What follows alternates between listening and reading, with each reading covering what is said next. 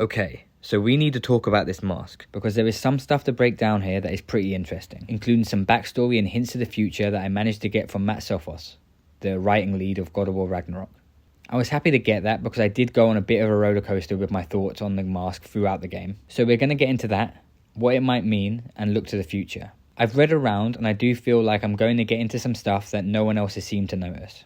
Now before we get into the thick of it, if you find yourself appreciating this video, likes are super helpful and appreciated. Share it out, comment any thoughts and any feedback you have. I'm always looking to improve. Now I've got a few other things coming up soon, things you might not have picked up on, a potential lore series, and I will be getting into more games in the future, so feel free to subscribe for that. And just to be clear, we are going to be talking a lot about how the mask fits into the story, as well as showing the odd cutscene for context. So heavy spoilers for God of War Ragnarok ahead. Okay, you've had your warning. Hopefully you're still here, so let's get into it. So after initially completing the game, I'd be dishonest if I didn't say I felt a little bit let down by parts of the mask story. Like it ended up not really going anywhere. But as it turns out, there may be more than initially meets the eye. Firstly, let's quickly recap what we see of the mask in the game. There's a detail here that I'm going to circle back around to. How? I was a young god when I found it. Spent lifetimes studying it, following every clue down every dead end. Looking for and finally unearthing this. You see that? It shares the same mystical energy. It opened a crack. Can we just look inside? I wouldn't recommend that.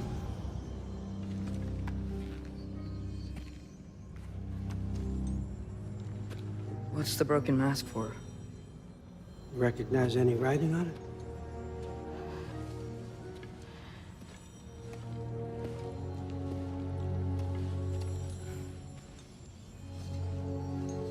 These aren't from the Nine Realms. Smolder. Obsidion Ispitha. From smoldered earth and obsidian spark. And a field of battles never fought. Are you certain? Because if that's a clue, I know what it means. And what's that? Keep working with me and find out.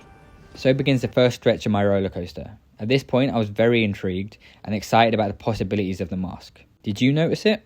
Obsidion Ispitha. Because I did. That language that Odin can't recognize and is not from the Nine Realms is Greek. It was my first guess, and I managed to confirm it.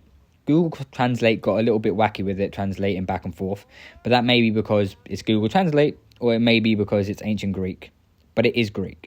Funny that the takeaway here is the translation is due to more Atreus' special proclivity to language, and not due to his dad being the Greek god of war, and obviously speaking and being literate in Greek. Now the thought is Kratos is going to eventually see this and react and have a unique insight. The second turn of our roller coaster, he doesn't even notice there is Greek on it. Okay, so where is this mask going? We continue to acquire the next two pieces to complete the mask. These pieces, I feel, are what really hold a bit of insight into what the writers might be thinking here. But we'll get into that. Rounding off, we have the pivotal choice in Atreus' story.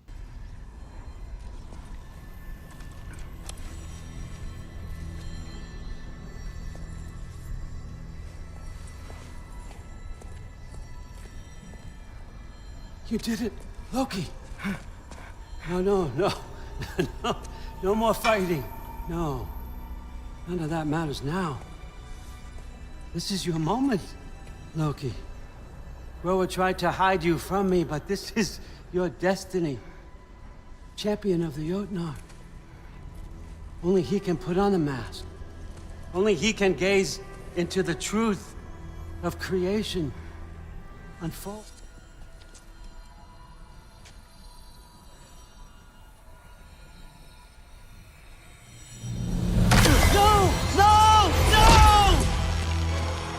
Why did you do that? What was it all for? You choose to be nothing! No! And just like that, the mask is gone. Right? So we're left with a few burning questions.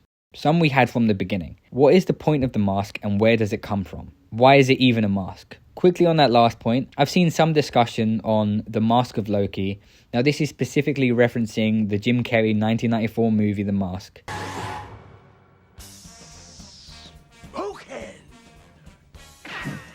In that movie, the mask is said to be the Mask of Loki. It's an important note, this is an artistic fabrication. There is no reference to an actual Norse mythology. But I think there is a decent chance the developers were inspired to design this plot device in such a way as a bit of an Easter egg to that movie.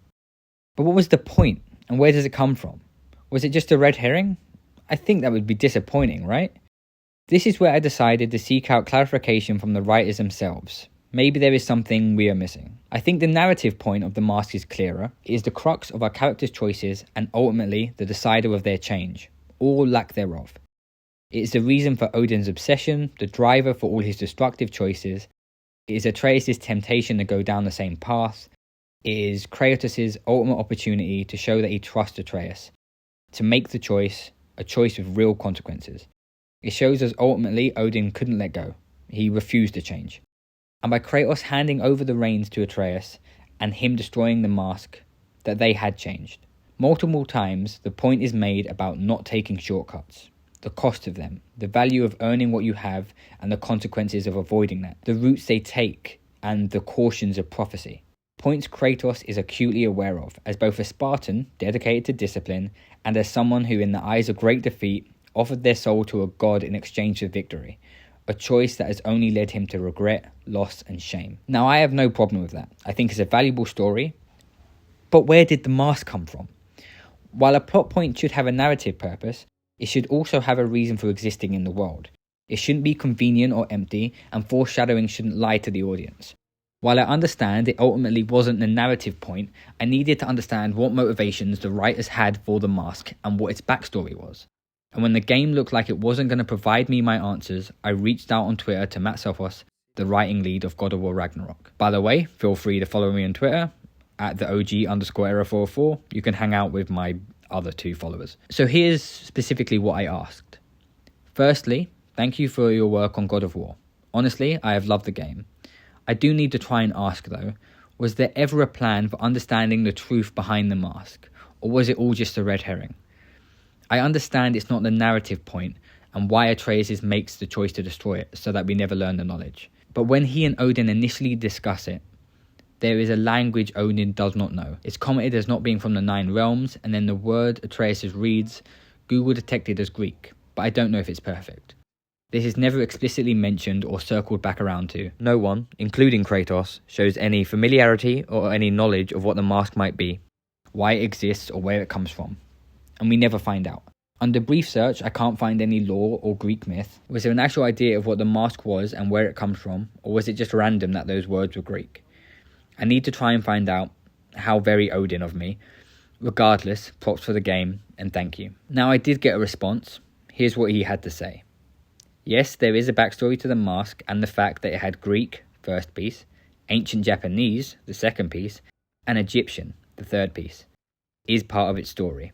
But as you pointed out, the mask is, versus what it represents to our characters, isn't ultimately what's important. Okay, so that's interesting. So we're going to have to get into that. I was right about the Greek, but I'm not sure how many people would have noticed the other languages. Perhaps it's possible if you're able to look very closely at the markings on the mask. The language choices are interesting. Not the first time we have seen them either. If you remember in God of War 2018, we find a storyboard, I think it's in the storeroom. It documents Tyr's travels and in the corners 4 symbols, generally associated with gods of war. We had the Omega of Greece, Ares and Kratos, Ra of Egyptian myth, a Celtic Triskelion, and finally Hidari Gomo, used throughout Japanese Shinto mythology and commonly associated with Hachiman. So here with the mask we are again referencing those same pantheons, with the seeming omission of Celtic. Though Celtic myth, like many, has many associations with masks for ceremony and ritual, I haven't found any reason this would be a reference to something specific. Yet. Now this at the very least gives us an insight into the thoughts of the writers. These same pantheons remain on their mind. Egypt, clearly. Kratos has actually already been there, which is covered in a companion comic that covers some of his time in between God of War 3 and God of War 2018, the latter of which was very nearly set in Egypt and had been considered in development. And Japan referenced again, Many may have noticed that the berserker armor seems clearly inspired by Japanese samurai. I don't think this is a specific nod in story. The berserker's background is somewhat told and nothing to do with Japan, but again, it's on their mind. Shinto actually has potential to be a very interesting saying.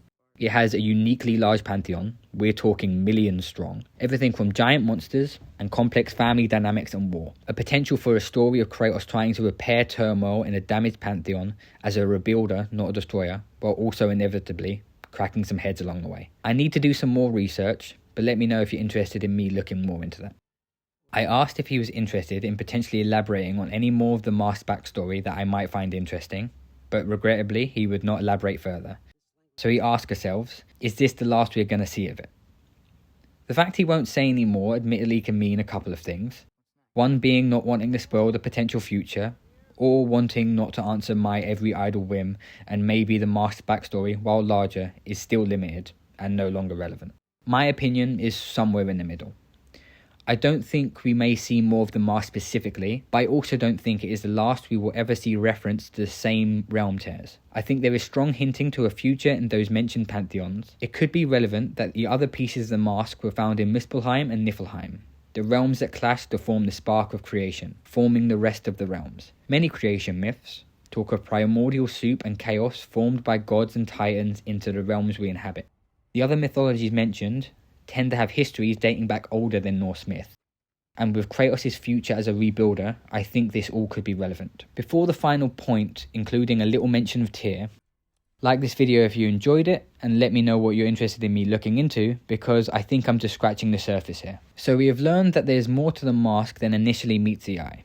There is more to its backstory, and more we can still learn about its story. Those four pantheons remain at the forefront of the writers' minds and show strong potential for the future destinations we may be heading to. Tyr still seems to have an important role to play for where we are going. It's been said in interviews that Tyr's movements are the biggest hint to the game's next destination. Movements that indicate meditative forms found in the East. Some of these subjects are going to need their own dedicated video, including why I think there's a chance Kratos' homeland might have a future.